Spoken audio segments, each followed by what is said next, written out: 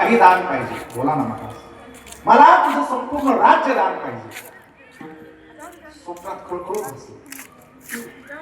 गुरु महाराज, या देहाला राजा हरिश्चंद्र म्हणतात. पुन्हा भेटत नाही, याला डाग लावणार नाही. मी तुम्हाला राज्य दिलं.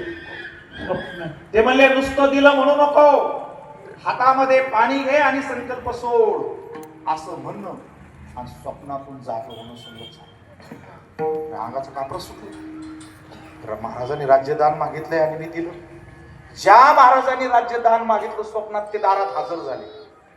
ए राजा, आता मी तुझ्या स्वप्नामध्ये होतो, तू स्वप्नात मला राज्यदान दिलेलं आहे. चल बोल, देणार आहे की तुझं सत्व घेऊन जाऊ?